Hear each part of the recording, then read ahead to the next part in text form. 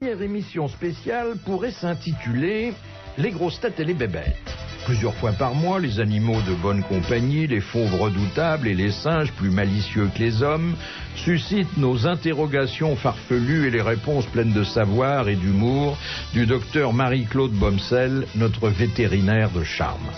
Entrez dans la cage, s'il vous plaît, c'est l'heure de voir manger le dompteur.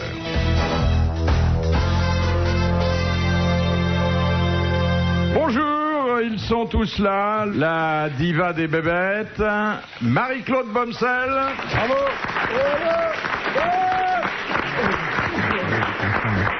Le maître Jacques du théâtre, il fait tout et il le fait bien. Francis Perrin. Bonjour. Stéphane Bern.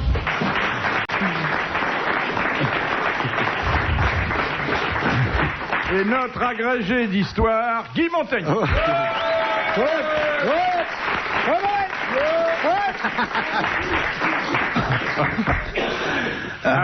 Je suis content que Marie-Claude Bomsel soit à côté de Francis Perrin, qui est un grand ami des animaux et lui-même une bête de théâtre. C'est vrai. Vous avez souvent tourné avec des animaux ? Très souvent. Quoi, par exemple ? Léopard, tigre...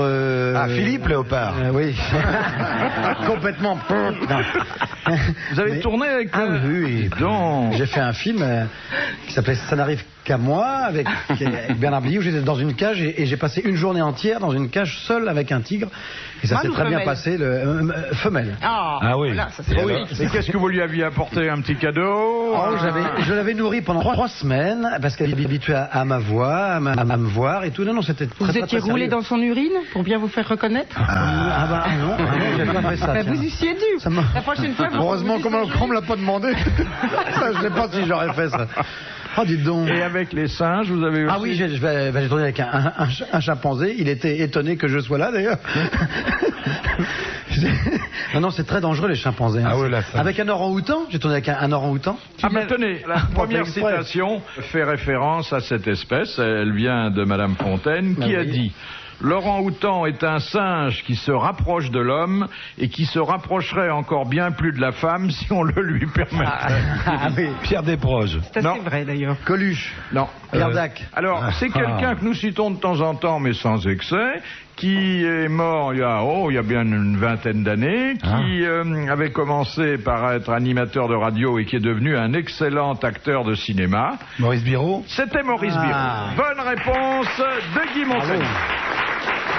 Alors, docteur Bomsel, c'est vrai que le chimpanzé...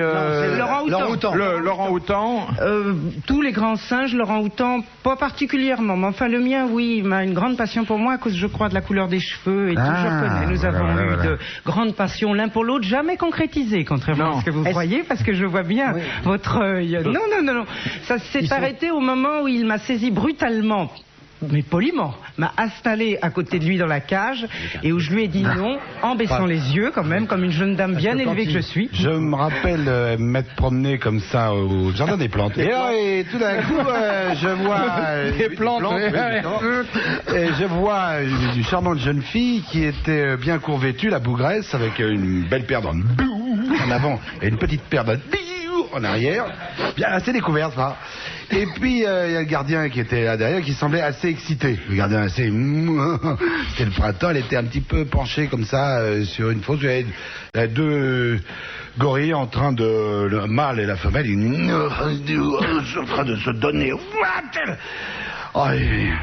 Et le gardien est en train de regarder la fille. Oh mademoiselle, c'est le printemps, elle est là.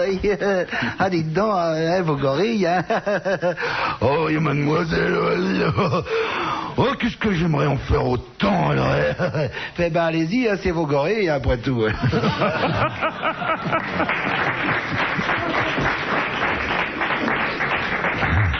Vous savez que ce sont des singes qui sont, tout de même, ça, je pense que vous savez, ils ont de l'aérophagie. Les singes. On emporte le vent. Ça commence fort. Paul Enfant, quel animal s'oriente grâce à l'écho sonore? Le dauphin, le dauphin, la chauve-souris. Le dauphin et la chauve-souris. Bonne réponse du docteur Bomsel et du docteur Montaigne.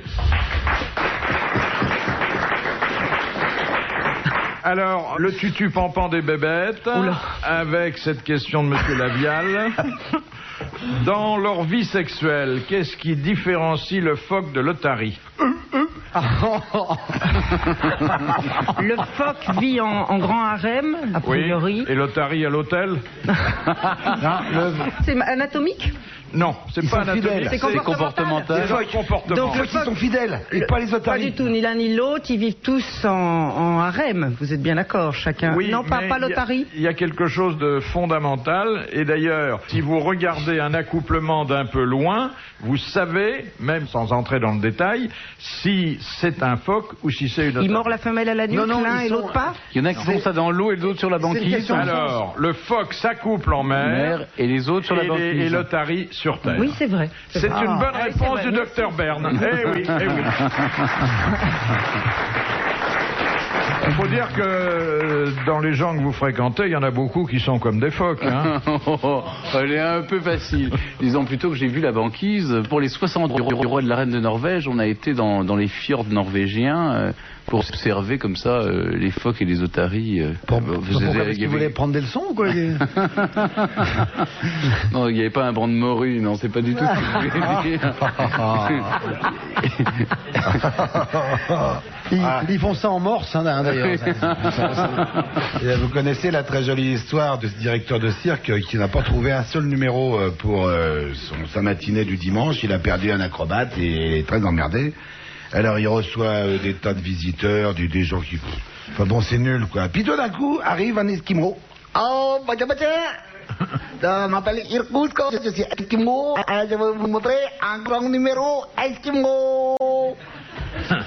Il dit, oui, c'est bien ton numéro d'Esquimau, c'est quoi tu te fous la tronche dans le frigo et tu te colles un bâton dans le trufignon. Maintenant, vous allez voir. Il ouvre un coffre et il sort une otarie. Et un pingouin. Qu'est-ce que c'est que ça? Je vous présente Amanda l'otarie et Albert le pingouin. Bon, et alors, qu'est-ce qu'ils ont de bien? Amanda dit bonjour à monsieur le producteur de cirque. Bon, Albert le pingouin dit bonjour. Bon, alors, qu'est-ce qu'ils font, tes bestioles, là? Vous allez voir, monsieur, vous allez voir. Vous avez un piano là-bas, vous allez voir. L'otarie joue du piano. Je dis, c'est pas vrai. C'est qui, vous allez voir. Alors, l'otarie va derrière le piano. Le disque de la bourrée. Il monte sur la bourrée, soulève le couvercle, puis elle joue une polonaise de Chopin. Taran, taran, taran, taran, taran, taran, taran, taran. Oh, le mec, il est sur le cul. Ça, c'est formidable, ça. Ça, c'est étonnant, quand même. Enfin bon, c'est un petit peu classique. Vous allez voir, monsieur. Vous allez voir, Albert le pingouin, il chante. Albert le pingouin chante. Oui, vous allez voir, monsieur. Albert, saute sur le piano, vas-y, chante. Alors, le pingouin saute sur le piano. Et l'otarie commence à l'accompagner.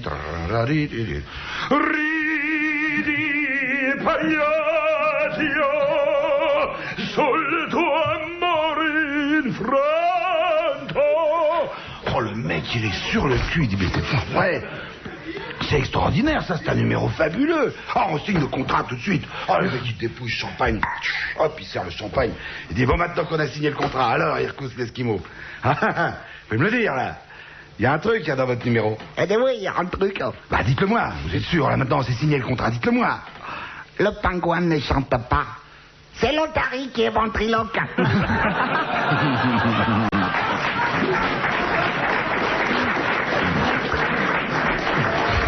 Monsieur Talence, à part l'éléphant, quels sont les animaux qui donnent de l'ivoire? Ben, le phacochère. Le morse. Le morse, l'hippopotame aussi. Des cachalots. Les nouilles. L'ivoire est carré. Ah non. Le morse et l'hippopotame. Bonne réponse de Carlos. Et merci à Isabelle Alonso. Mais c'est interdit, bien sûr, en ce moment, le commerce de l'ivoire. Il y a une pléthore d'éléphants qui foutent une merde grave parce que les éléphants, ils sont faits pour vivre vraiment dans la brousse et bouffer beaucoup. On met pas des éléphants dans des enclos ou dans des parcs. Ils se barrent, ils sortent, ils vont bousiller toutes les cultures des... Donc il y a un gros problème de l'éléphant. J'ai rencontré des copains du Botswana récemment. C'est épouvantable. Surtout Inès l'éléphant est trompé avec défense d'ivoire. C'est drôle. Le Bosnana, c'est un pays où on fait la... Ah, je crois que c'était Bosnana. Bosnana, c'est un truc, il est proxénète. C'est où, ça, en sortant d'ici? Dans le sud du Burundi. Faut changer à Châtelet, hein. C'est des pays sublimes qui ont été tournés... Et qu'est-ce que fait un éléphant quand il vous voit? Il a peur, non? Écoutez, moi je me suis retrouvé bloqué par des éléphants au Togo, du côté de Niamtigou, en haut, dans le nord, à 700 km de Lomé. Et je suis resté 2 heures avec ces éléphants, qui étaient super paisibles et tranquilles. Non, ce qui est dangereux, c'est le mâle dominant. Si le mâle dominant, on l'emmerde et tout, qui règne sur son troupeau, là, il commence à être chiant. Mais si on les laisse tranquilles... Il n'y a pas de mâle dominant qui règne sur les troupeaux d'éléphants, c'est les femelles dominantes. Les mâles sont à l'écart et ils viennent... Ah, donc t'as bu des trucs de bout de gras avec une femelle? Tu m'étonnes. C'est pas vraiment Ce que j'aime bien quand il raconte ses voyages, et là on voit que c'est un véritable explorateur, c'est qu'il vient de contrées complètement perdues et donne le nom d'un village. Bah oui, on ne connaît pas, bien sûr. Philippe, tout simplement parce que c'était pendant les émissions que je faisais qui s'appelaient Sirocco. Niamtigou, je parle, c'est à l'époque. Comment il s'appelle le village là? Niamtigou. C'est là où habite le président du Togo. Et il y a les Tamberma, qui sont des tribus qui vivent dans des ksars, c'est-à-dire des trucs en terre battue, mais de plusieurs étages, avec des greniers à mille et tout, qui vivent à poil, et avec 8 ou 10 femmes. J'ai vécu à poil avec eux là-bas, et c'était extraordinaire. Avec eux et avec leurs femmes. Et les éléphants, quand ils t'ont vu à poil, ils t'ont dit, t'arrives à manger quelque chose avec ça? Oui, oui, c'est très beau, Isabelle, je te remercie, c'est très beau. J'aurais dû le dire. C'est avec ça que tu bouffes. Et tu sais, je crois que c'est pas la dimension qui est importante. Ah bah oui, vaut mieux. Pardon. Je sais pas, je ne connais pas. Je sais pas pourquoi il dit ça. Ah oui, c'est vrai, il y a un mec qui m'a dit ça il y a pas longtemps. Ouais, il y a beaucoup de mecs qui vous disent ça. Quand tu l'as viré de ta chambre. Il m'a dit c'est vrai, j'en ai une petite, mais il y a 90 kilos qui poussent derrière. Ah, c'est joli. C'est très joli. Il parlait de sa voiture. Dites donc, vous avez de drôles de fréquentation, vous. Non, je trouve ça très joli, moi. Une phrase mystique, humble devant une femme qui voit une... Ah non, mais moi j'avais rien vu, c'était dans la conversation. Non, moi je suis myope, tu sais, c'est pas le genre de détail qui me... Il faut plutôt une presbyte, là. Et voilà. Sortez du slip. Et oui, Isabelle, t'es aux grosses têtes. Mais non, mais moi j'en suis restée aux éléphants, alors je comprends plus de quoi vous parlez tout d'un coup. Ah, ça va très vite, hein, ici. Ça va c'est très pas vite. 90 kilos derrière un éléphant. Hein. Ça va très vite, mais bon, on sort du slip, mais on retourne toujours dans le slip. Donc, on n'est jamais complètement perdu. Question de Monsieur Mignon de Carvin. Que regroupe-t-on sous le nom générique de Faner? Ça s'écrit... tous les ongles et les cellules mortes comme les ongles, les cheveux. Et les cheveux, les cils, les poils. Exactement. Alors, les poils. La crinière des chevaux. Les poils, bon, les plumes, mais pas seulement ça, les ongles, les griffes, les écailles, tout ça, ce sont des fanères. Les écailles, on n'en a pas beaucoup. Non, mais attendez, les fanères, certains êtres vivants, il n'y a pas que les hommes. Hein. En tout cas, c'est une bonne réponse des deux Isabelle, Alonso et Mergo. Question de Monsieur Noria. Qui claque du bec? Les pélicans. Les pingouins. Non. Les gens, quand ils ont les faim. cigognes. Les cigognes. Elle craquette. Mais elle claque du bec, elle n'a pas de cri, la cigogne, hein, on est bien d'accord. Non, mais elle craque. Oui. Voilà, pour faire une parade. Mais on dit qu'elle claque du bec, non, même si elle est bien nourrie, elle craquette. Bon, alors, renvoyons dos à dos Jacques Balutin et Marie-Claude Bomsel. Si, mais elle craquette. Nous, on a géré, c'était affreux parce que les premiers temps, quoi, c'était des rafales de mitraillettes. Oui. Bah oui, on était de garde, on connaissait pas la secousse dans votre dos, on faisait des grandes rafales, nous. Dans le vide, comme ça, dans le noir. On a eu peur. Mais c'est marrant, quand elle copule, elle vole. Comme les hôtesses de l'air, alors. Oui. C'est que c'est pas comme le bourdon et l'abeille. Dans les bonnes compagnies, alors. Oui, elle vole. s'accoupler à la monte. Pour arriver à s'accoupler, c'est très difficile, donc il est obligé sur de le bord de la s'équilibrer. cheminée. Oui, Effectivement, et il vole. Essaye de le faire, tu vas voir. Habillée en alsacienne avec la coiffe et tout, on Essaye de équilibre sur une machiner en cheminée. Essayez de faire ça, vous allez voir. Claquer du bec en même temps. Très dur. Le premier contact, c'est à terre, j'imagine. Non, il la rencontre dans un bar pour cigognes. Non, ils sont sur les cheminées là-haut. Jacques, les cigognes existaient avant les cheminées. Il faut bien que tu comprennes ça. Le début des parades, c'est souvent à terre.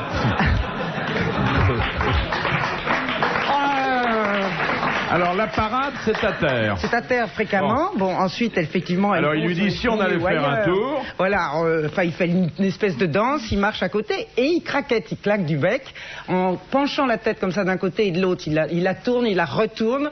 Ensuite, elle se donne en général des coups de bec et enfin on passe à l'acte. En général en hauteur, effectivement. Mais elle reste debout, la dame. Et à ce moment-là, effectivement, battre des ailes. Ah oui. C'est pareil chez la grue où ça se complique en plus d'une parade bien plus complexe. Oui, mais la grue, elle demande de l'argent en plus. Voilà. Je suis sûre. Je suis sûre que vous battez des ailes avec une grue. Ce qui est bien, c'est que les noms sont marqués dessus. Et c'est dérivé d'un... Moi, j'ai élevé une petite cigogne, c'est dérivé d'un comportement enfantin. Quand il réclame la nourriture, il fait la même chose. Ce qui est très impressionnant, d'ailleurs. Surtout qu'il vous suit après. Il m'a suivi longtemps dans le zoo, comme ça, en craquetant chaque fois qu'il m'apercevait. Puis un jour, il a trouvé une plus jolie cigogne. Il avait essayé une ou deux fois, vous voyez, de battre des ailes, mon égard. Mais le bec n'était pas assez long, sans doute. Mais arrive vous avoir une déclaration d'amour des animaux. Et oui, le baudet du Poitou, tout particulièrement. Oh là là, attention, c'est très très gros. Hein. Ah oui. Et alors là, c'est quelque chose. C'est bon, mais c'est une taille gigantesque. C'est gigantesque, oui, donc je ne cède pas à ses avances. Et le chimpanzé?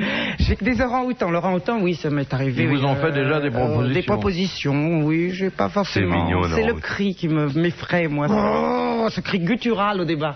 Surtout que ça a des grosses bajoux pour bien faire. Moi, j'ai un mâle très dominant chez moi. Mais vous regardez avec les bajoux ou vous portez votre regard plus bas pour voir si vous lui plaisez vraiment? Pour voir si c'est vrai, oui. Vraiment, le problème, c'est que ce monsieur est assez dodu et que sa petite affaire mesure 5 cm dans les meilleurs moments.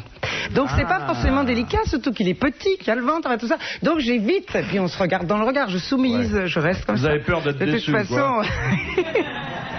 Après, c'est 120 kilos de muscles qui vous emmènent en haut de la plateforme, j'ai pas encore donné. Surtout qu'il a quand même sa femme Nénette qui le cogne assez volontiers aussi. Donc je préfère qu'ils restent entre eux.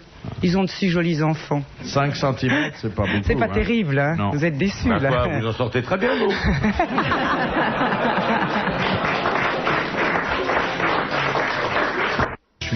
Chacun a au moins une bébête dans sa vie, dans sa maison ou dans sa culotte.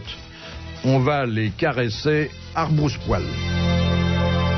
Une question de Monsieur Moreau. Comment le koala, vous connaissez le koala? Oui, de l'eucalyptus, il grimpe le koala. Animal doux et craintif, dit notre correspondant, mignon, le koala. se défend-il sans problème des attaques de carnivores? Il urine. Non. Il pète. Il envoie un coup de queue. Non, c'est par la sudation. Alors, il a une sécrétion glandulaire. Il a une sécrétion glandulaire dissuasive pour une raison. Parce qu'il mange de l'eucalyptus. Il mange de l'eucalyptus. Oui, exactement. Voilà. Vous ne pouvez pas rêver meilleure réponse. Oui, mais... Bravo, docteur Bomsel. Oui, mais c'est pas vrai. C'est à la fois vrai, pas vrai. Je suis désolée. En fait, il sent l'eucalyptus. Moi, j'ai déjà eu des koalas dans les bras. De l'eucalyptus. Il sent, il fume, il pète, me dire tout Monsieur Montané. Mais c'est surtout que l'odeur est très répugnante pour un carnivore d'eucalyptus. Ce sont les excréments et le fait qu'en même temps il fait une sécrétion. Vous voyez ce que mais j'ai dit qu'il dégageait une odeur d'eucalyptus. J'ai pas dit par quel trou ça sortait. Hein. Ah bon, alors là nous sommes d'accord. Voilà. Je croyais que c'était une sécrétion glandulaire et ça c'était pas possible. Non. Les scientifiques sont très chiants, vous savez. La nature fait bien les choses. Elle fait bouffer de l'eucalyptus à un animal qui autrement serait la victime des prédateurs. Hein. Surtout que doux et craintif, c'est pas non plus... Moi, ces fameux koalas, je peux vous dire, je l'ai eu très longuement dans les bras. C'est vraiment merveilleux pour nous humains qui aimons l'eucalyptus, mais ça vous lacère le dos. Ah oui, ça pourrait plaire, mais ça n'est pas aussi doux qu'on pourrait croire. Ah oui. C'est extraordinaire parce que le petit, c'est un marsupial. Le petit, la poche sort par l'extérieur et il va tout de suite manger les excréments de sa mère quand il va commencer à être sevré pour s'habituer au goût de l'eucalyptus. Voilà. Ah oui. La nature est bien faite. Mais la gastronomie est un peu simplette. Hein. Question de goût, ça plaît aux carnivores, mais ça plaît au bébé koala. Ça lui fait permis de survivre. Toi, koala. C'est nous qui l'avons tué. Caca, là. Hop, mais il va tout de suite, donc il y va. Non, il y va automatiquement. Cacala, koala. Toi, koala, cacala. Pauvre bête. Ah, dites donc, qu'est-ce que vous en avez eu des bébêtes dans les bras? C'est fou. J'en ai eu des bébêtes dans les bras. Vous en avez élevé au biberon, non? Beaucoup, oui. Quoi? C'est une erreur d'ailleurs entre nous. Faut pas? Faut pas, non, parce qu'après elles oublient complètement qu'elles sont animales. Elles pensent qu'elles sont humaines et ça devient très dangereux. Les tigres que monsieur a affronté, entre autres, moi j'en ai élevé un, mais un jour je l'ai mis dans la cage. Il a dit pourquoi ma maman si mignonne, mamie, enfin j'espère mignonne, mamie avec cette vilaine bête rayée. Et après il est devenu très très agressif vis-à-vis des tigres et vis-à-vis des gens. J'ai élevé un tigre, j'ai élevé des maras. Que sont des maras? Mais alors, puisque vous savez qu'il ne faut pas leur donner le biberon, pourquoi vous leur donnez pas le sein? On le faisait. Ils ont des dents souvent à la naissance, c'est ça mon problème, sinon je n'aurais pas hésité. Question de Madame Varin. Quelle utilisation fait-on du pénis du cachalot? Ben, c'est lui qui en fait de l'utilisation surtout. Il le met dans la cachalote. On le coupe. On fait des cannes. Une canne avec. La canne, j'en ai une, moi. On le récupère, on en fait des boules de billard. J'ai une canne faite avec un pénis de cachalot. Et il a un ligament. Il est ligamenteux, d'autant que je me souvienne. Je sais pas, j'ai pas eu le temps de regarder. On n'avait pas dans vos relations. Parce que sinon, c'est un muscle. S'il n'a pas un ligament quelconque, il est en spirale, ça je le vois bien. Comme les cochons. Attends, et alors après... tu l'aurais embrassé avant de partir, tu te souviendrais peut-être de tout. Donc après, si c'est un muscle, on le déguste. Non. Donc il y a quelque chose dedans, il y a un os pénien, ça m'étonnerait quand même. Hein. Certains sportifs se servent du pénis du cachalot. Ouais. Ils en font des perches. Non.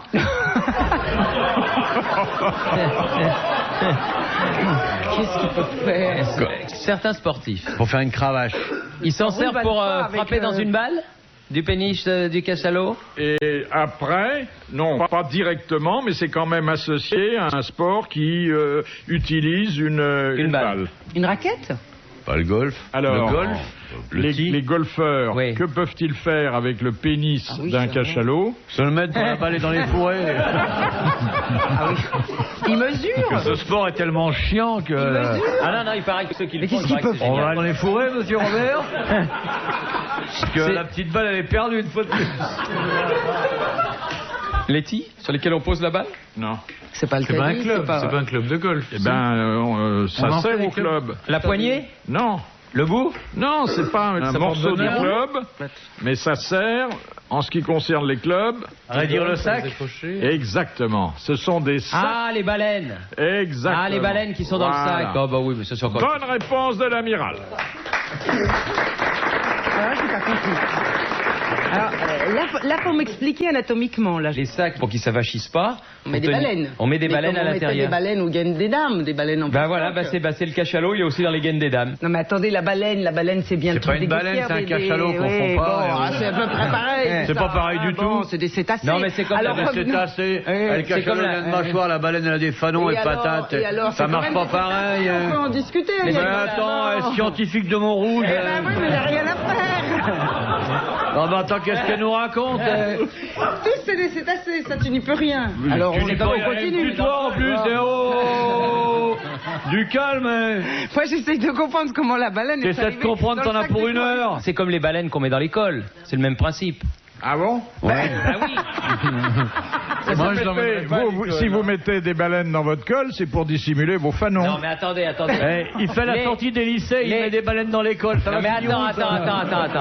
Les petits trucs blancs qu'on met dans l'école pour les tenir, les cols à certaines chemises, ça s'appelle bien des baleines. Bien sûr. Bon, on est bien d'accord. Et ben c'est le même principe, sauf que c'est plus grand. Mais quel rapport avec le zizi? Ah, aucun? Ah bon? Il faut pas être obsédé quand on vient faire cette émission. Mais moi je sais pas. Hein. Mais avez-vous tâté un pénis de cachalot déjà? Ah, jamais. Voilà, oui. Elle, madame, elle a fait que ça. Qu'est-ce que vous faites l'après-midi? Je tâte du pénis de cachalot. Mais elle se fout de notre gueule, oh. Non, mais moi j'ai pas tâté, mais la crevette lubrique là, si Philippe avait tâté.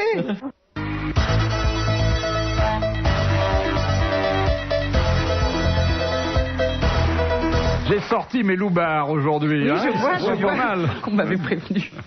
T'es venu quand même. J'aime ça, faut croire. Faudra pas pleurer dans le car. Putain, on dirait qu'elle a cassé un réveil sur sa tête, tous les ressorts sont déglingués.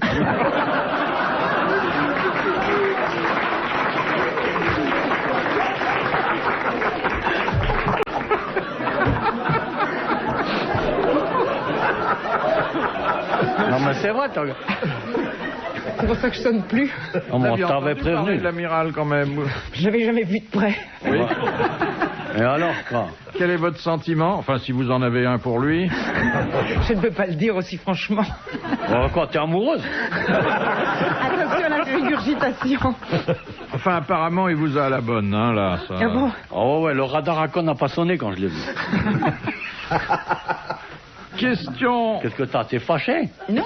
Bon, bah, tu regardes le monsieur.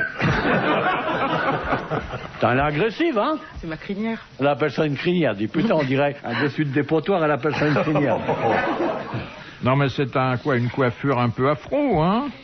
Oui. C'est plus affreux qu'afro, à mon avis. Ça peut pas aller faire de la réclame pour Babili, c'est les conneries qu'ils font, hein, les gros. Au contraire. Non, mais c'est joli, quoi, ça va. Merci, monsieur. Ouais, c'est joli, surtout si t'as des trucs à cacher, tu veux mettre du pain, du beurre, du sandwich. T'as la place, hein. Bah, ces cheveux, au moins, on mérite d'être propres, hein, par rapport à d'autres. Les miens aussi, hein.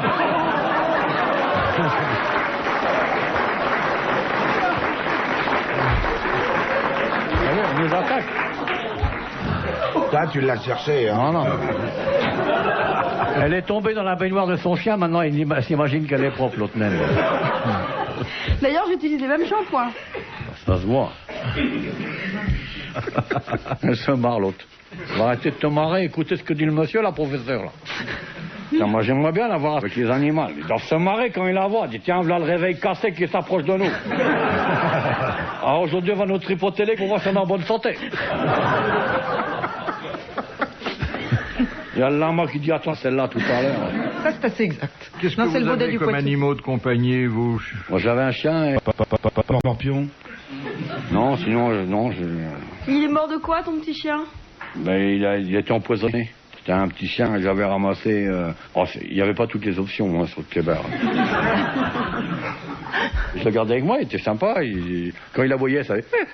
Il était tout rachitique et tout, il était vilain. Mais je l'aimais bien, puis bon. Puis il te tenait compagnie le soir devant la télé? Non, c'est moi qui lui tenais compagnie. Il sélectionnait les programmes et puis il me demandait ce que je pensais. Je regardais tourner manège avec lui. Puis parfois il coupait les cœurs et il allait dehors réfléchir. Moi j'aimais bien mon petit chien. Il était bringé avec le nez tout blanc. Je l'avais appelé Farine à cause de ça. Je retournais à l'espé en chercher un autre. Ça, c'était la minute d'émotion. Ouais. L'autre, je le prendrais plus gras, comme ça on pourra le bouffer.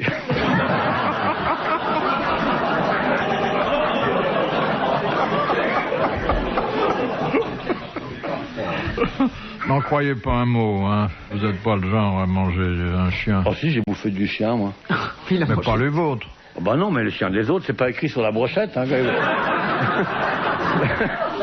Le mec qui vous sert pas la brochette avec écrit, ça c'est le chien de monsieur Sintounik, ça c'est le chien de monsieur Hachon. Il lui donne la brochette, c'est que du clébar.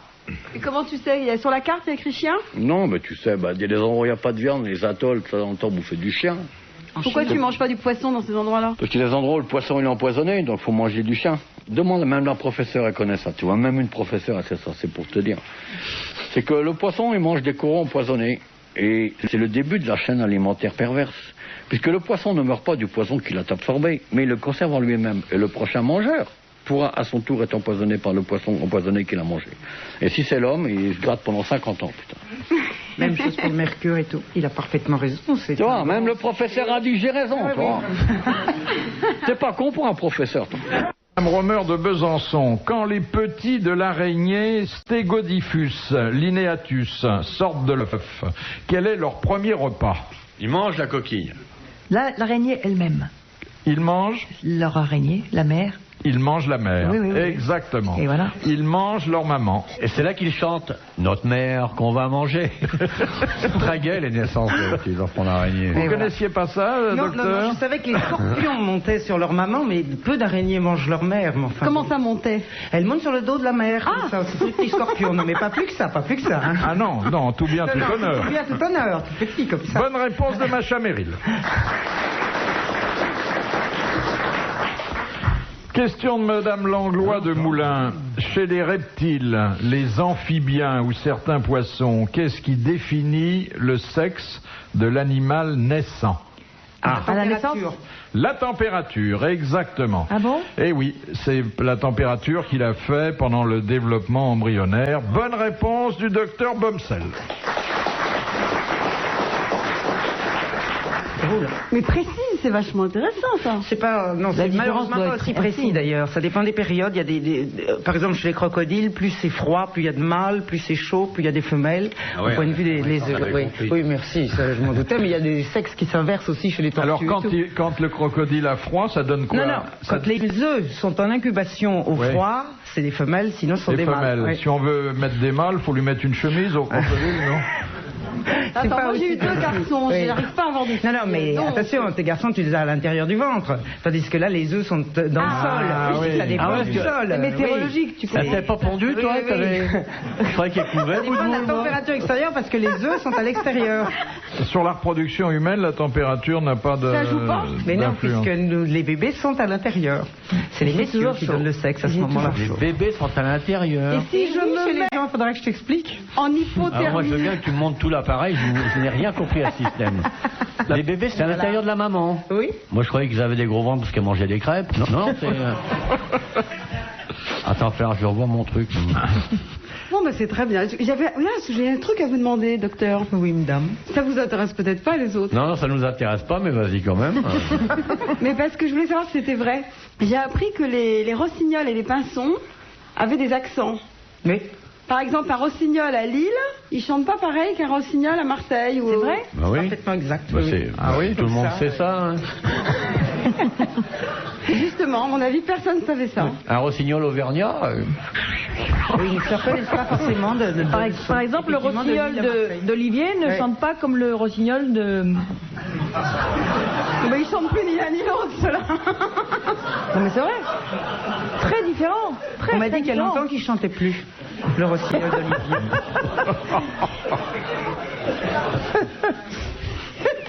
Je ne demande qu'à voir. Hein. C'est curieux parce que Attends. Alors ça, c'est un appel. son petit oiseau, il ne chante que quand il a trouvé une cage. C'est curieux, hein? Ça vient de nous dire. Vous avez entendu ce qu'elle a dit? Non, Philippe n'a pas attendu, mais il aurait réagi. Elle a dit que votre petit oiseau ne chantait plus, mais qu'elle demandait qu'à voir. Eh ben, dis donc.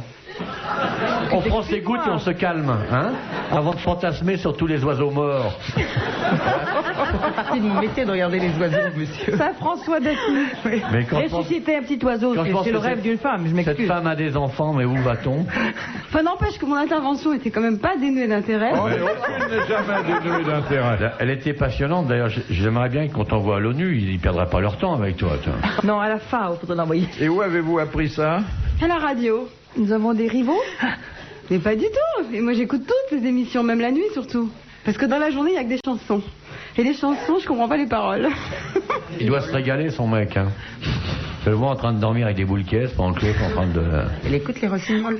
C'est logique la nuit. Non, Attends, mais les pinsons. Elle est déchaînée, la zoologue. Là. Mais Qu'est-ce j'entends qu'elle- pas les Faut rossignols. qu'elle prenne des gouttes, là. Dès qu'elle écoute les rossignols, elle est excitée comme une puce. On se calme.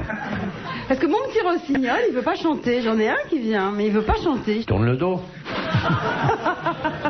Non, mais ils chantent pas n'importe comment, les rossignols, apparemment. C'est difficile, hein. Ça dépend des périodes, mais je ne peux plus parler. Ah bon? Ben oui, Alors, faut- c'est plutôt au printemps qu'ils chantent quand même les rossignols. Oui, mais même au printemps, moi, mon petit rossignol, je sais pas si c'est le même qui vient, mais il y a toujours un. Elle attire les rossignols muets. Non, mais il faut qu'il ait une femelle. Il vous prend quand même pas pour une femelle rossignol, a priori.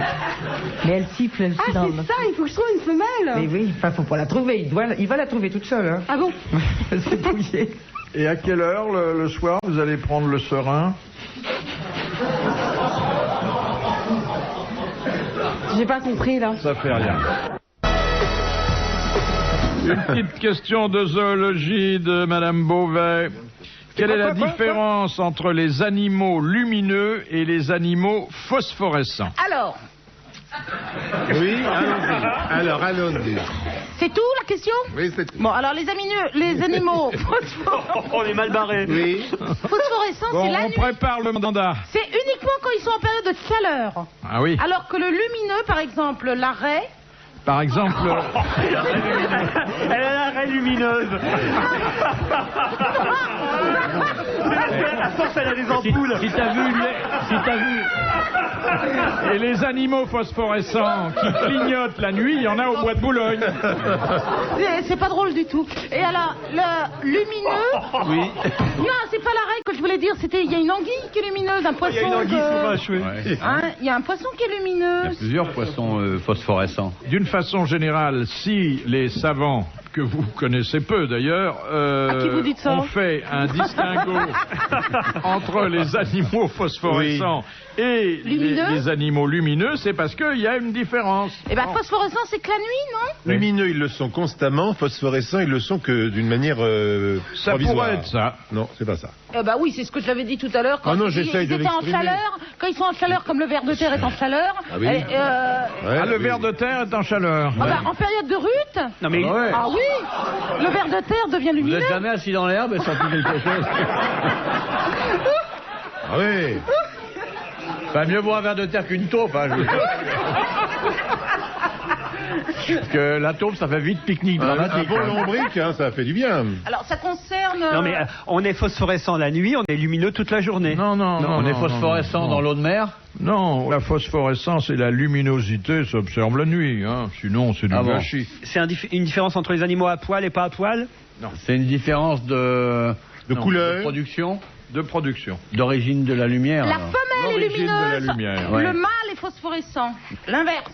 Ça, c'est vrai que la femelle a peu de lumière, mais enfin... On est phosphorescent dans l'action et lumineux, non? Non, c'est pas là qu'il faut chercher la différence, ni- mais la production de la lumière me paraît être ce qu'on a il dit y en a de qui sont plus sous intéressant terre. jusqu'à présent. Sous terre et... Lumineux quand la phosphorescence, et lumineux quand la lumière. Oh bah t'es clair, toi. Ta gueule, toi.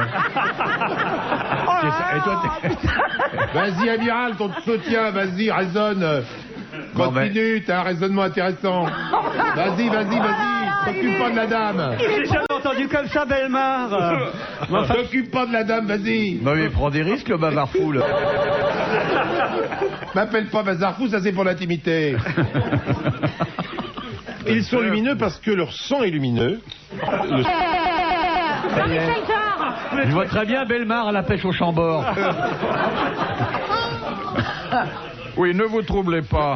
Leur circulation, en quelque sorte, est lumineuse. Et la circulation Et une lumière auditive aussi, Belmar. Hein, alors que, en ce qui concerne la phosphorescence, c'est uniquement sur le corps, c'est-à-dire sur la peau. Non, c'est la l'inverse. lumière vient du corps, de l'intérieur du corps, alors que la phosphorescence vient de l'extérieur du corps. C'est l'inverse. Voilà. Ah non, c'est pas mal ça. Mais enfin bon, on est encore loin et donc Monsieur Beauvais qui a posé la question a droit à la considération, un mandat de 1000 francs et aux applaudissements du grand public. La réponse. Mais oui. Donne la réponse, hein. Car les animaux phosphorescents, vous allez me dire, je l'ai dit, mais bon, Je l'avais dit aussi avant, à mon avis. émettent une lumière qui est captée durant le jour et qu'ils restituent à la tombée de la nuit, alors que les autres créent eux-mêmes leur source lumineuse avec un procédé chimique. Voilà. Oui, mais non, donc la vraie réponse, c'est qu'il y en a un dont l'origine lumineuse est un renvoi de photosynthèse. Un peu. Ah ouais, non, mais faudrait peut-être parler correctement. Oui, mais quand on parle correctement, il vaut mieux que ça soit avant le gong qu'après. Non, hein. mais, professeur Kerson, vous avez Mais raison. je parle au petit gong. Mais il y a quoi comme animaux phosphorescents et par rapport à des animaux lumineux, Oui, par des noms exemple? maintenant. Des noms. Eh ben, Le cadran de ma montre, il est phosphorescent. La chenille, un certain moustique qui sont phosphorescents. Oui. Ah ouais, c'est vachement connu, ça. Ah bah oui. Les moustiques, ils viennent, avant de te piquer, ils allument pour que tu les vois venir. Pour fouiller l'endroit où ils vont mettre le dard. Non mais tu te fous de ma gueule ou quoi? Tu sens un point rouge là qui est là, tu vois, ça y est, je vais te piquer. le ver de terre est phosphorescent. Ouais. C'est sa façon d'appeler les femelles.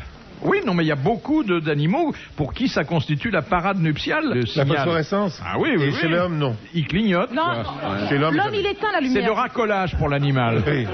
Ah, t'éteins la lumière, toi? Et pour les macabées aussi, parce que dans les cimetières, il y a plein de petites lumières qui s'allument. Ah la oui, nuit. c'est un autre phénomène. Alors, c'est Autre quoi, ça? phénomène. C'est le phosphore. Bah C'est oui, du on l'a phosphore dit, qui... ça. Dans les cimetières Bon. bretons, je crois qu'il y en a beaucoup. Mais pas qu'en Bretagne. Hein. Ben si, mais comme ils Avec ont tout ce bu qui beaucoup picole. d'alcool pendant Oui, leur ça vie, explose. Hein. ça... Faut pas s'allumer une cigarette à côté. Hein. ça flamboie Voilà. davantage. Les Bretons et l'alcool, c'est une légende. Oh, c'est Non, une non. légende. Mais la preuve, c'est qu'en Bretagne, comment voulez-vous que les gens soient alcooliques dans un pays où il n'y a pas de production d'alcool? Il n'y a pas de vigne en Bretagne. Il ose dire ça sérieusement. Il n'y a pas de vigne. Les pommiers, c'est en Normandie. On n'a jamais parlé des pommiers en Bretagne. Donc, Les pommiers, c'est pas dans la vigne. il est manifeste qu'un pays qui ne produit pas d'alcool ne peut pas être alcoolique. Mais bien sûr. Et cela, on est plusieurs à l'avoir dit au Congrès. Mota, que fait l'écrevisse après sa mue? Elle se cache? Il va dans une casserole. Non. Elle est quand même un peu éprouvée parce que la mue. C'est dur. bon, Elle dort. Non, elle est pas bête l'écrevisse. Hein. L'écrevisse ou le homard? L'écrevisse, ma chérie, écoute. C'est pareil. Alors, elle sort de l'eau. Non, c'est pas pareil. Non, mais je dis à Dari, c'est pareil. C'est pareil, l'écrevisse et le Alors, homard. l'écrevisse, elle mue, c'est-à-dire que Alors, sa carapace s'en va. tombe, s'en va. Ouais. Elle se cache dans quelque chose, non? Non, Elle s'enterre. non, avant même. Elle copule pour pouvoir être bien molle. Non. Elle est très très vulnérable à ce moment-là. Non, mais. Si. Attendez. Elle se déguise en mitrailleuse pour pas être agacée. Mais si, elle est très vulnérable.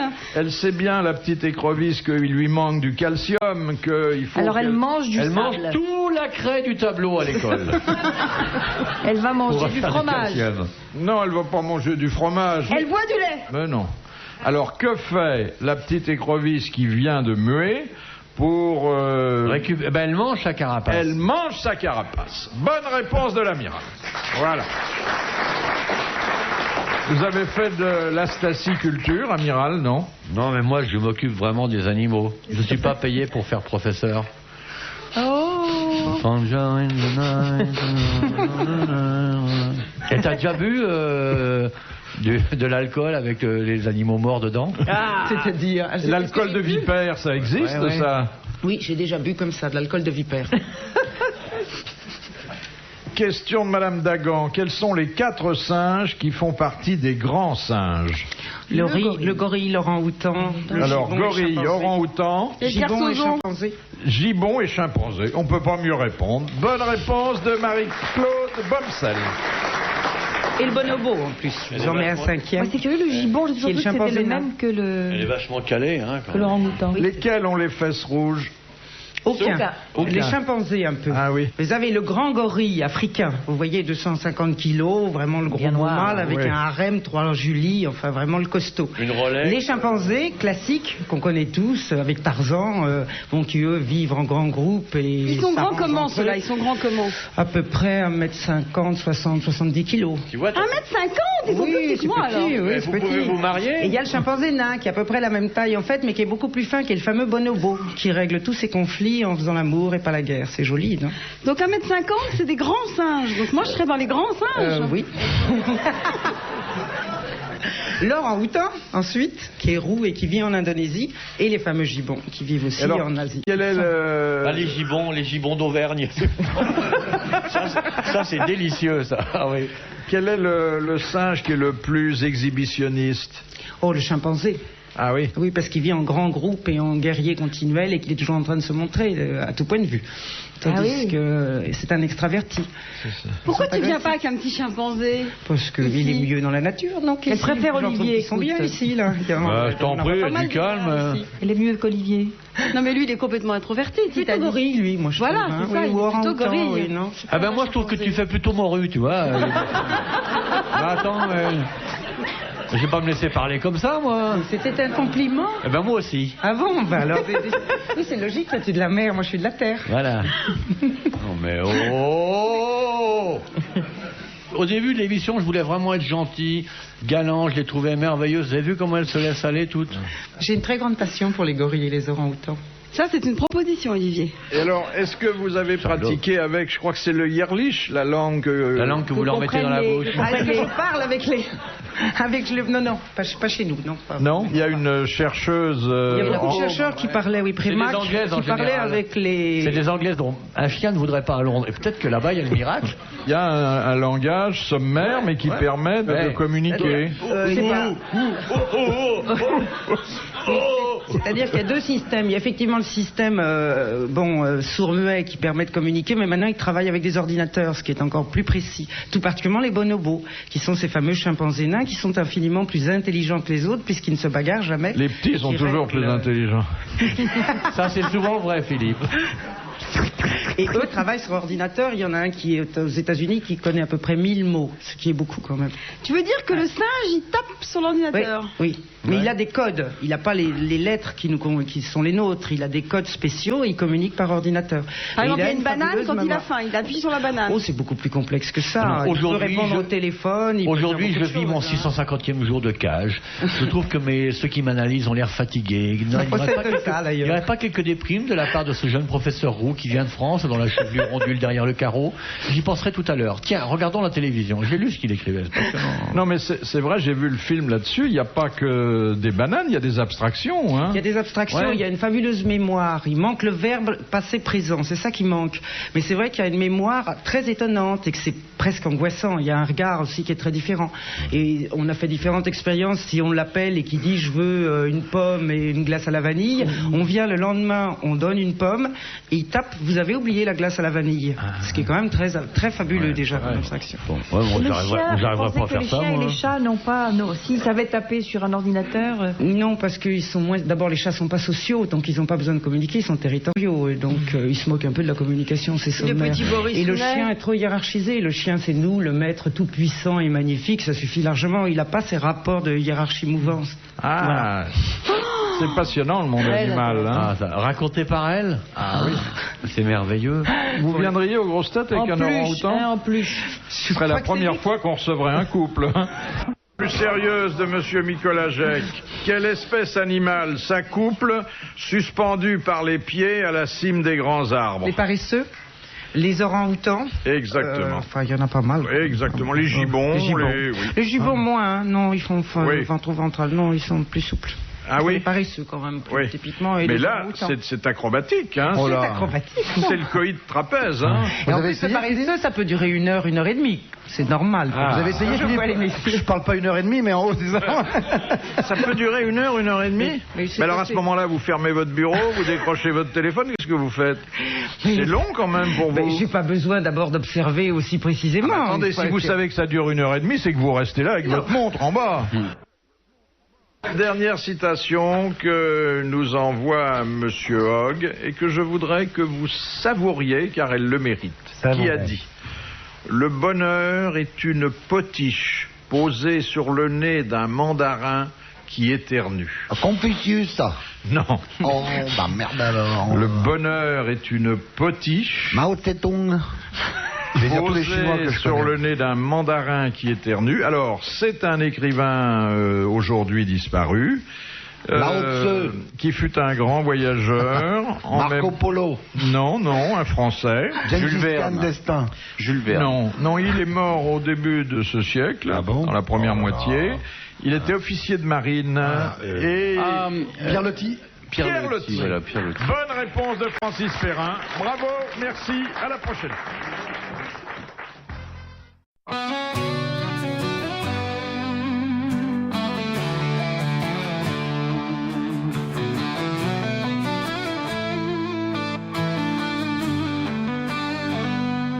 I find peace in order to come in my space, but when you're near, it all falls out of place. Folded shirts, lined up books, all in a row. You walk in like a storm, letting it go. I'm caught in lines, you blur them out fast. Chaos and love, how long will it last? You laugh it off like it's all okay, but I'm fighting to breathe as you pull me away. For a mess and I'm trying my best. My beautiful storm, tangled in noise, holding my breath, holding for poise. You're a mess and it's hard to confess. Picking up pieces, but they never fit. Loving you's run the test, but I can't quit. You laugh it off like it's all okay, but I'm fighting to breathe as you pull me away.